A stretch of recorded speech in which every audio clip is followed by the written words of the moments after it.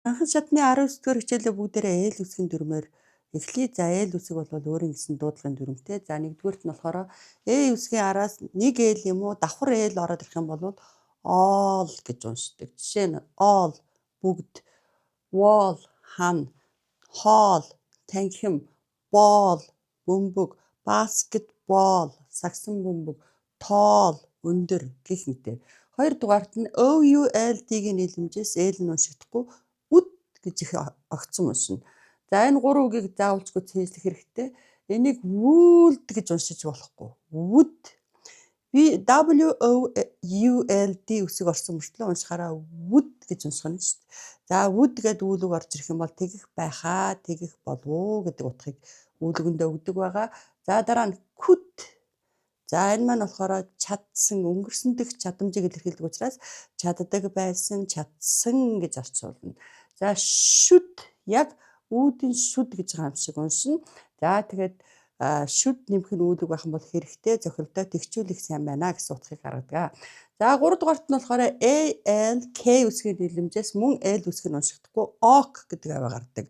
За мөн одоо 3 үгийг маш сайн цээжлэх хэрэгтэй. Chalk, шохоо, chalk, chalk гэж уншиж болохгүй. Chalk, шохоо, walk, алхах, talk, ярилцах. За ALF-ийн нийлэмжээс бас L нь уншигдахгүй af гэж уншдаг. Хоёр үгийг сайн цээжлэх хэрэгтэй. Calf, тугал, calf гэж уншиж болохгүй байна шүү дээ. Calf, тугал, half, хагас. За ALM-ийн нийлэмжээс бол бас L нь уншигдахгүй arm гэж уншина. Calm, тайван дүлгөөн. Calm down гэвэл одоо тайвшир. За мөн одоо balm, гавар. Одоо хамартай төрхтэй гавар тийм үү? За palm, наргил мод, гарын алга гэсэн юм утгатай өгнөд байдаг.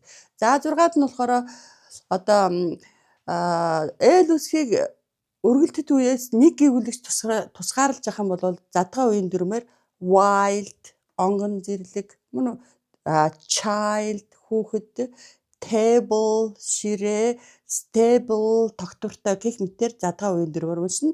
Харин хоёр гэвүүлэгч тусгаарлаж авах юм бол бид нар энийг битүү үеийн дүрмээр буюу little, жижигхэн, candle, la, bubble, хөөс гэх мэтээр уншдаг байна. За одоо тэгэхээр хэлзүүн дүрмээр бол бүгдээрээ яах вэ гэвэл одоо саяны could, would, should гэдгийг давтъя. Could чадсан, would байхаа, should хэрэгтэй зохилтой. За тухайлбал одоо he could learn English well. За тэгэхээр тэр англи хэлийг сайн сурч чадсан гэж байгаа. Could гэж байгаа учраас. За дараа нь he would learn English well гэвэл тэр англи хэлийг сайн сурах байхаа, сурах болов гэж таамаглаж байна.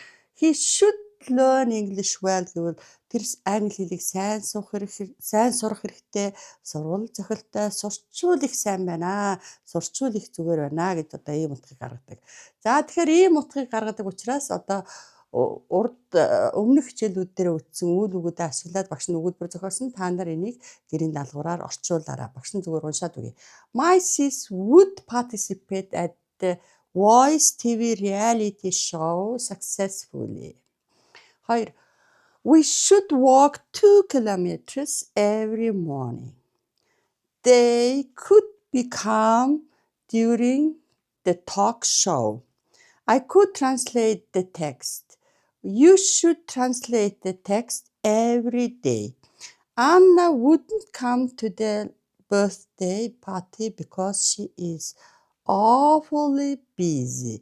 Because гэдэг нь яагаад гэвэл гэдэг холбоос busy гэдэг нь завгүй гэсэн үг. За ингээд энэ гурван үгээ гурвуулангийн оролцуулсан өгүүлбэр зохиогоод байгаарай. Тухайлбал одоо тийм ээ you should drink water, you would drink water, you could drink water гэх мэтээр өгүүлбэр зохиогоорой.